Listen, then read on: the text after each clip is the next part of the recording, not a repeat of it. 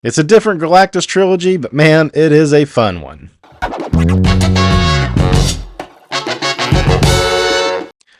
Thanks for joining me. My name is Daryl, and I am the host of Read Your Comics. Today I'm going to be looking at an X-Men story from the late 90s, a much maligned era of X-Men, but I really love this storyline. Alan Davis was the writer of X-Men for about a year. He was writing both titles. He was writing the adjectiveless X-Men, and he was writing Uncanny X-Men. He was also penciling the adjectiveless, while Adam Kubert was the penciler on Uncanny X-Men. Now, some of his stories, they're not great because he was being asked to tie up a lot of loose ends of years of dangling plots in X-Men history. They were wanting to kind of give a soft reboot. This was still significantly before Grant Morrison was coming on, but Marvel going through editors changes, they had been through bankruptcy, yada yada. X-Men had a revolving door of writers coming on, editors coming on, and they kept just trying to string out all these different plot lines. And Alan Davis came on, who obviously had a history of working with Chris Claremont on X-Men and Excalibur. And initially his run was almost a classic X-Men run. I'm not exactly sure how he got to pick which characters he wanted to use, but he got to use Nightcrawler, Colossus, Storm, Wolverine, and Gambit and Rogue were, X-Men staples at the time. Those were probably told to stick on him. And then Kitty Pryde. So a lot of characters he was familiar with from his Excalibur days, right? And then we got the Morlock Morrow thrown in there, a character that they'd been trying to give that Wolverine edge to over the previous year and a half, something like that. But he definitely took X-Men to a very classic feeling. And one way he did that was to send them on this multi-issue spanning adventure that threw them into different things. It started by throwing them into an ethereal dimension, straight out of Doctor Strange. Doctor Strange was not in those issues, but it was the Doctor Strange magical dimensions and stuff they were thrown into. There was a story with Juggernaut and the Sidorak Gem and all that. And after that, a character that took them into that world was going to return them to Earth, and kind of missed where he's sending them back to. And that's where we're going to pick up actually with this issue. So it actually goes in this order. I love that Galactus cover, but it goes in this order. But before we jump in all the way, check out my X-Men playlist for other cool X-Men stories. I did the Age of Apocalypse read through all the way through. It actually has both in the X-Men playlist and has its own separate playlist. If you're looking for more Galactus stories, those will start popping up in various places, probably in the FF one. I did a really fun What If with Thor and Galactus the other week. Go check it out. And if you're new to the channel or just haven't done so, be sure to hit subscribe. I get tons of repeat viewers from people that my analytics say are not subscribers. So make sure you're subscribed so you don't miss any future videos. Now, as I was saying, the other adventure dropped us right into this, and we get this cover of characters that were known to be dead at this time. I don't really remember when Adam Warlock died necessarily. I guess he may have been actually back. So we'll get into and explain it. But obviously we know Thunderbird here, John Proudstar, he was dead. Captain Marvel, he was dead. And it says back from the dead with, Kitty very shocked to see them. So in the previous issue, at the very end, they got dropped off in something that looked like New York, something they're familiar with, but maybe not exactly correct. And you see Nightcrawler running around. He's doing some reconnaissance, and he sees off in the distance these other two crazy looking cities. One that he recognizes as like a Shi'ar city, and the other one he doesn't quite understand. But he knows that something's obviously not right, that this New York that they've shown up in isn't quite New York that they thought it was going to be. And lo and behold, Thunderbird shows up, which startles Nightcrawler, and he goes to tell Kitty that he's seeing ghosts. So this one obviously penciled by Alan Davis, and Alan Davis does a great Nightcrawler. I'm always a fan of any time he's drawing something here. Meanwhile, you've got Storm and Wolverine. They're on a different mission looking for some medical supplies because the character Morrow that I mentioned, she got really injured in the previous 2 issues with the Juggernaut. And they run into Spider-Man. And Spider-Man's talking a little kooky. They're saying, "You two are X-Men, correct? I recognize points of similarity with Storm and Wolverine, but there are so many superhumans on Earth, and they keep changing costumes so often. It has all been impossible to keep up to date." And Wolverine, startled, is just like, "Spider-Man?" It should be noted this is technically Bone Claw era. You can kind of see it there, but sometimes when they drew Wolverine, they still kind of drew it as if it was adamantium claws. Could have gone either way right there, but it's definitely the Bone Claw era. And he's like, "Who else? Have you seen the records of extensive terrorist activity by this one in the regional data record sheet?" And then you see a sign pointing to J. Jonah Jameson and the Daily Bugle. "I'm en route to perpetuate a meaningless crime even now, fellow outlaws, but I can spare time to assist your own campaign." And they're like, "No, we'll be okay." And you see the startled look on their face because they're like, "What is Spider-Man talking about?" Or that didn't really sound like Spider-Man. So there's lots of confusion going on here as to what they've ended up in. So here's the character Morrow. She's in rough shape. Gambit has taken a liking to her as like a kind of like a pupil or an understudy. That's kind of from bigger picture stuff with Gambit being revealed to having been the one that led the Marauders to the Morlock tunnels during the Mutant Massacre. He's feeling some guilt about it. It's carrying over into how he wants to protect Morrow and make sure she's okay. And he's getting a little testy with Xavier. Xavier is on this trip with him. It's rare that Xavier gets to go on these adventures with them. But he calms him down. Colossus stays his hand. Not that he probably would have done anything. I think he had hit Morrow too accidentally. So in that other dimension they were in, their powers were acting all funky. And when he went to attack some other creature or something, his powers went all sideways and hit Morrow. And is part of the reason she's so injured. Now her power, if you're unfamiliar with Morrow, she could like grow new like bones or cartilage and like would pull them out, like pull out like spikes like out of her arm and stuff. And she had a testy attitude. And I never loved her character. I really didn't. But Xavier basically tells Gambit to chill out. Kind of a weird cut right here as we see Nightcrawler and Thor all of a sudden interacting, and we just saw Nightcrawler with Kitty on a roof, so kind of confused as to what's going on there, but you should feel that way as we see Nightcrawler Bamf, and his Bamf is spelled different, and the color of his smoke is different.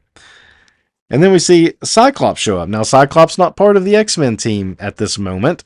So for him to show up and he's in his like classic clothes. In fact, everybody's looking pretty classic right now at this point. Nightcrawler always kind of wears the same thing. They didn't update him too much here from the 70s up through the 90s. He didn't get too much of an update. Then we see Vision charging in, and they're all just like talking kind of funny. They're all talking a little off, very stiff. And we see Vision trip. And it turns out it's Nightcrawler becoming like visible again, almost like he had an invisibility power. Now, Nightcrawler, as he even mentioned earlier in the issue, does have the ability to blend into shadows. There's no shadow here. And he's apologizing and saying, they haven't quite figured out how to replicate Nightcrawler's teleportation power. Just vaguely, they haven't figured it out. And all these characters kind of like stop fighting with each other and regroup a little bit to have a discussion about this exercise they're doing. And you see Storm there in her classic outfit. And you see Kitty in a classic outfit. And then look in the shadows over here and we see the real Kitty and Nightcrawler just aghast at what's even going on here. Like they are so confused along with everybody else. Have you figured out what's going on yet? The Kitty and the Nightcrawler that were part of this training thing over here, they kind of step to the side because the Captain America over there tends to drone on, and she goes over to fix her hair. And here comes our real Kitty, is going to pull her through and take her out. So the plan now is for Kitty to put on the other clothes, and she kind of makes fun of the fake Kitty here, complaining about the hair and the outfit. And Kitty's like, "Don't ever talk about my hair and my outfit from then. I was like 14 at the time." So she's going to change, and she tells Nightcrawler to take this one back to Professor X. Little Bart Sears, John Byrne, Spider-Woman series preview. Gen X. I don't know who did this Gen X. This is not Chris Bacalo. I don't know what number it would have been. It almost looks like Terry Dodson art. I don't know if he did Gen X for a little while. I probably wasn't reading it anymore at that point. I dropped it. Now the Hulk's charging through. We've got a classic-looking Iron Man. This is kind of an excuse for Alan Davis to draw all these classic-looking characters, I think. And the Avengers go off to battle with the Hulk, and the X-Men are left standing to the side, and they start talking like there's not enough information on the X-Men. We don't really know what side they would fight on, and we always seem to just fight with the other heroes, and we're kind of left out of the action and the fun almost. You see the Storm kind of mad. Until they find out more about mutants, we're still stuck working around everyone else's schedule, and that won't be changing anytime soon.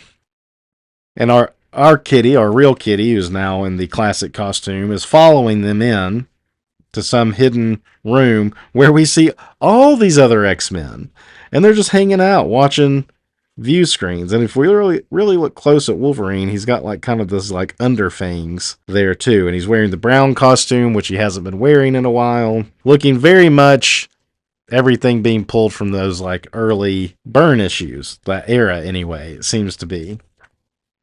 Nightcrawler's returning with the clone Kitty for Professor X to do some kind of like mental probe on her, and she's got something kind of blocking it that he can't get through, at least not yet.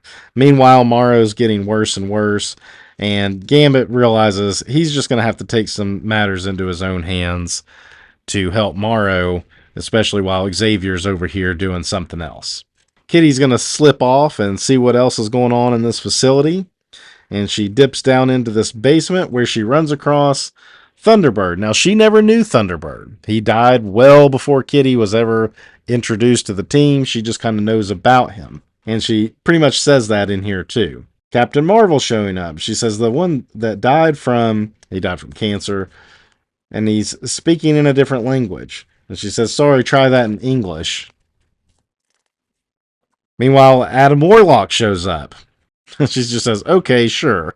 So pretty decent dialogue running through this as well. He's able to stop her from phasing using his soul gem, or at least that's what we see it as. She says she can't fight it, and you start to kind of see something going on right here that should tip you off if you haven't already got it figured out. But it knocks Kitty out. She falls down. Let's check back in on Storm and Wolverine, and they get accosted by the Human Torch. But the Human Torch thinks that they are just like Spider-Man, that they are just the Storm and Wolverine of this little cosplay game going on, or whatever it is. Storm fires back, and it messes with something in like a suit. And he says like, hey, that's no fair. You're not supposed to mess with our suit synthesizers, our power synthesizers. The thing comes out of nowhere and sucker punches Storm. And Wolverine's going to go and scrap with him for a minute. But he kind of gets knocked out too. Well, they go off the side there, and it kind of knocks Wolverine out. You know, this is still kind of in that era when Wolverine is like, sometimes he got knocked out, sometimes he was invincible, but shortly after this, he almost just becomes invincible. So Kitty comes to and is going to have a discussion with these three heroes who, should be dead, right?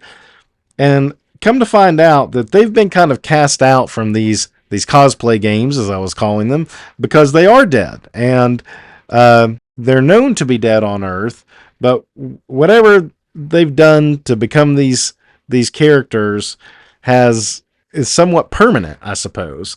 And so since they're dead, they're supposed to be like taken out, executed themselves. They obviously don't want that to happen to them. They're like, it's not fair that just because these people died, these humans, are dead on Earth, that we should be exiled ourselves. And that's when we see they are a Skrull. Professor Xavier has been able to get into the mind probe and finds out that this other kitty is really a Skrull. So they are on a Skrull base where they are training to infiltrate people of Earth, heroes of Earth in particular. And these cities in the distance are a Shi'arwan and a Kreewan, and there's probably something similar going on over there where there are Skrulls training to infiltrate those other civilizations. That character that had them in the Doctor Strange Netherworlds meant to send them back to Earth and accidentally sent them to a Skrull base that is being set up like New York to stage these training exercises by accident. And to make matters worse, they also misplaced the time, and Galactus is on his way to devour the Skrull homeworld. And that's a major cliffhanger going into this. So the Skrull homeworld, or throne world, whatever you want to call it, was devoured by Galactus, I believe, during the John Byrne run, because you had Nova here that took him there. The X-Men now are going to be in the thick of it on one of the moon bases overlooking the homeworld. So, I mean, if Galactus is going to eat the planet and destroy it, the moons on it are going to get pretty destroyed in themselves. So pretty fun cliffhanger there as we move along in the storyline. We got an Adam Kubert issue here, a fun cover, again, with just lots of characters, kind of in their classic iterations, except Cyclops is looking in his Jim Lee outfit there.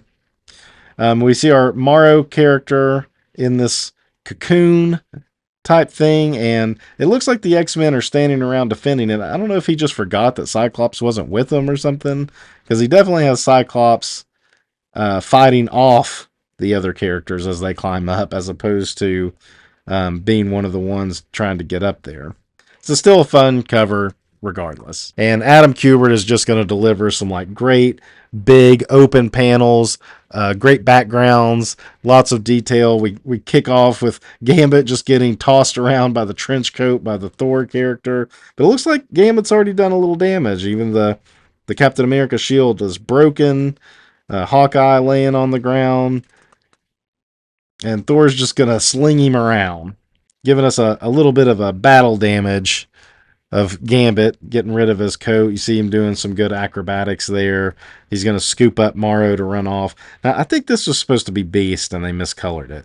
I think the colorist thought maybe this was supposed to be Wolverine, but because of the way the hair is, but he's so big, I think that, and he's with the Avengers, which would make sense that he was probably meant to be Beast in that scene.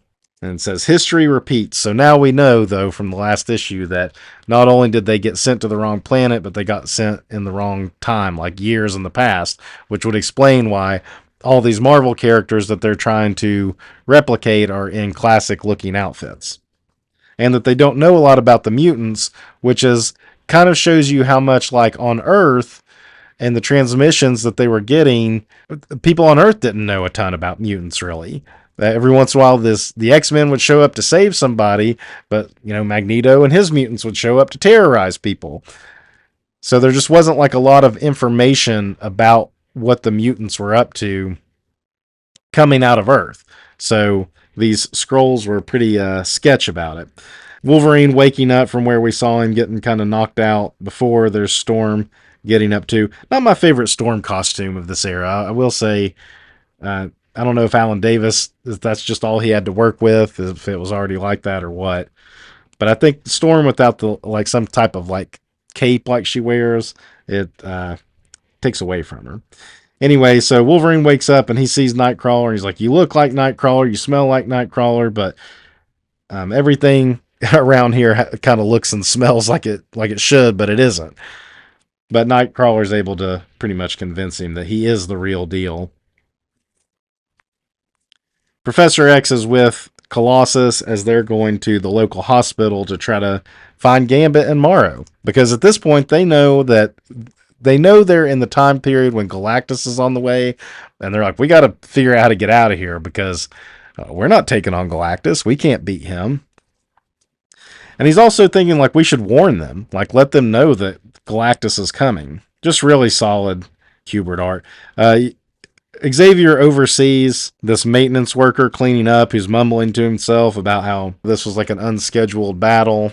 And he notices that this guy probably is, I guess, almost like a referee, but he's not just like an extra, that he must be some kind of like supervising person too, or has communication beyond what some of these other scrolls have there next to him. So he's figuring out we've got to warn all these scrolls that Galactus is coming. But they also realize that Gambit's not at this like earthly hospital, that he's probably gone to the Shi'ar city where there's like better healing technology.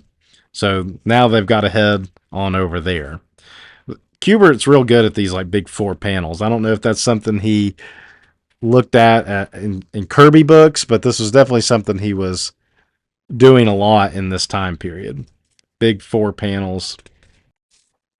And then we get a more of a Neil Adams layout. And now Kitty is going to be trying to negotiate with these outcast scrolls who are impersonating dead heroes. And she's like, maybe we can help each other. And they aren't believing him, but then they overhear on their own communication device, something is coming. And they hear the word Galactus. Now, the Skrulls are very much aware of who Galactus is. Somehow they've eluded him for all this time, but they definitely know, and that he is on the way. And here's our first look at the regular-looking Skrulls. And Kubert definitely making them look like the earlier Kirby versions. Less human than ever. Big bug eyes. But they think it's a trick from the outcast ones here, and they're just going to order everybody to be on the lookout for imposters in the scroll world, to be looking for imposters. Here we've got a Wolverine, a classic looking Storm, and an Angel, and they're being hunted by the real Wolverine. Look at his teeth there. Grr. With the snicked. And you got Wolverine versus Wolverine. He's kind of bigger, a little bigger.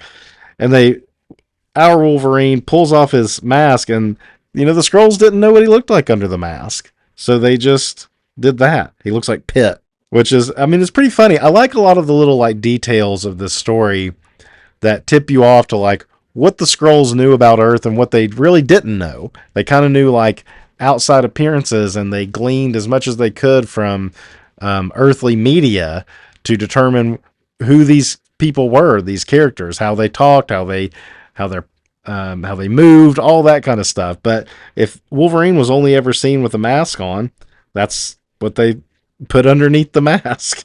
Gambit's made his way to the Shi'ar area. He's getting in some like little pod. He's just trying to get her to the Shi'ar healing area. There's the end of our Hulk from earlier. From the last issue, there's a Daredevil. You get Colossus taking on the Hulk very briefly. Fun panel. This is great cartooning here. This is so good.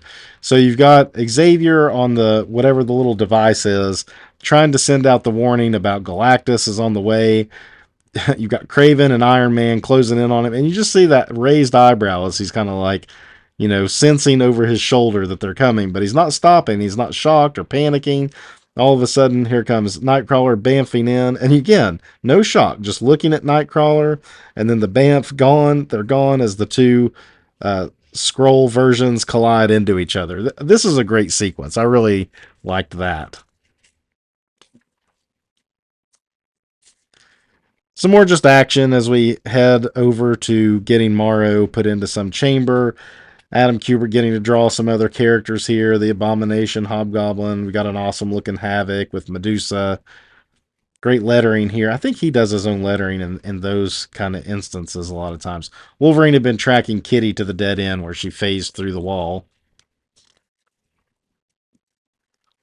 Nice like spread layout here of some action. The ship being kind of skimmed off and trying to get away. It didn't really make a whole lot of sense. I guess they used some cover here that Storm created, some clouds or something for him to kind of hide in as they took off.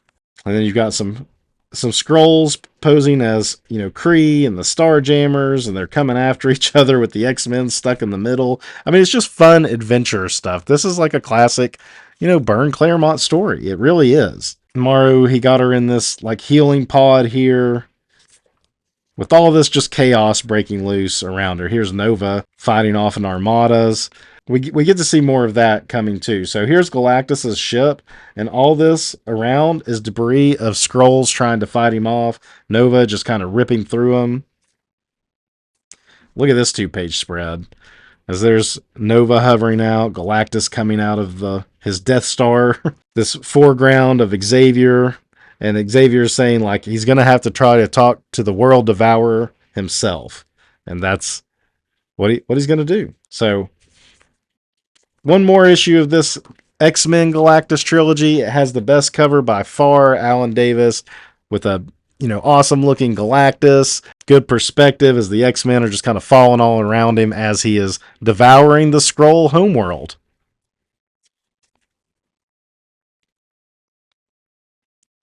Alan Davis back to doing the penciling and inking on this. I guess Alan Davis was writing it, but Terry Cavanaugh was doing the scripting.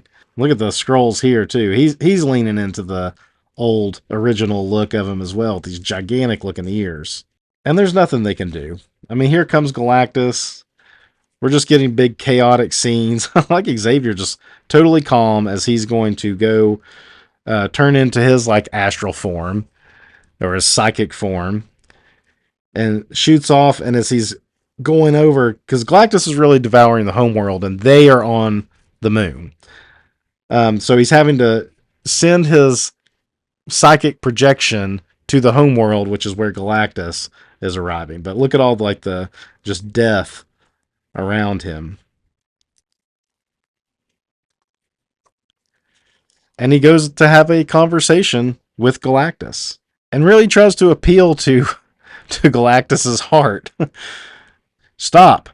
I know of your history, Galactus. I know of your eternal hunger for the life energies of world after world.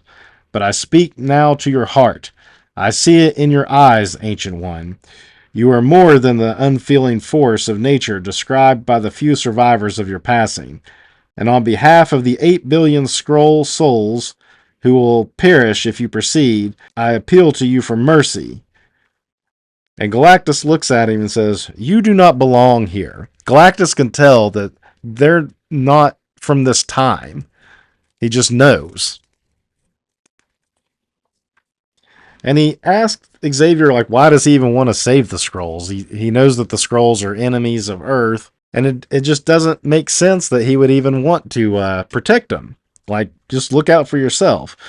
And Xavier's, sending a mental projection of, like, the innocent Skrulls that are around and tries to send it into Galactus's mind, almost like the penance stare of Ghost Rider or something. Meanwhile, we just have, like, a lot of fun action going on. This is just the superhero-y stuff that makes this stuff fun, right? They're putting in the good fight. Kitty shows up with the outcast Skrulls, and they're going to help fight too. Now they're on the Shi'ar city instead of the New York City. As Gambit's trying to fight off as many Skrulls as he can, and the healing pod begins to open, and you see all these like little spikes come over, these like needles, and they're make the Skrulls run off, the little soldier Skrulls, which are small. And the original Skrulls in FF2, they were small. They were like smaller creatures. And you see Gambit, great expression on his face here. He's like, Morrow. But we got to leave that because we got to get back to Xavier confronting Galactus. So Xavier trying to appeal to Galactus's heart by showing him all the innocent people that are going to suffer. And Galactus kind of turns it around back on him. And he's like, now I'm going to show you what they want to do and why they aren't so perfect and why they want to destroy your world. and turns it back on him. And then Xavier, he's used up as much power as he can here. He did the best he can, but it's to no avail. I just love how Alan Davis draws like these goggles on the scrolls and stuff. I mean, it's just so much fun. You could tell Alan Davis is really having a lot of fun with this story as a whole. He gets to draw a lot of like classic looking characters, play with like a little piece of Marvel history, and he's just having a blast. Now we get to see Morrow. This is not how she always looked. She usually was like very ugly. That was kind of one of her things, is that she was one of the ugly mutants. She couldn't just go out in the street. She's like a Morlock and da da da da da da da.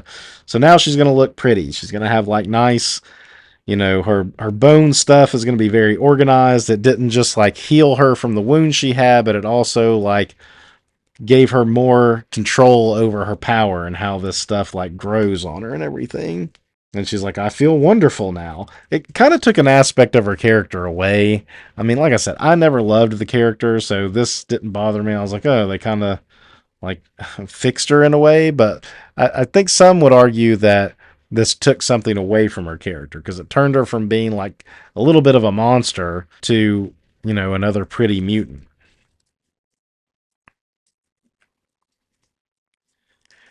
And now we see Galactus devouring the scroll homeworld, and he like just sinks into the ground. I guess as he's like absorbing it, and he just goes into it. And Galactus gives like his Galactus logic. I am a primal force of the universe, the end that comes to all eventually. I am beyond such petty mortality. You thought to change history, Charles Xavier, yet if you knew this is the way it was, you must have known it is the way it would be. And he pretty much sends Xavier back to his body. And the X-Men have gotten a ship, and in the melee, the Captain Marvel one died.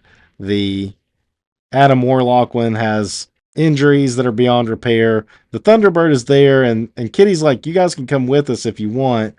And no, we'll just stay here with our brethren, our Skrull brethren, even though they cast us out. We're with them. We're going down with the ship. But he gives Kitty a parting gift, and they all jump on the ship to escape. And they watch as the Skrull homeworld up in the sky. They watch as it collapses, and then of course the moon's going to start collapsing around them. Kitty shows up with the ship because they didn't know. Kitty was like kind of separated, and they thought that they were just going to kind of stand there and die too. They failed.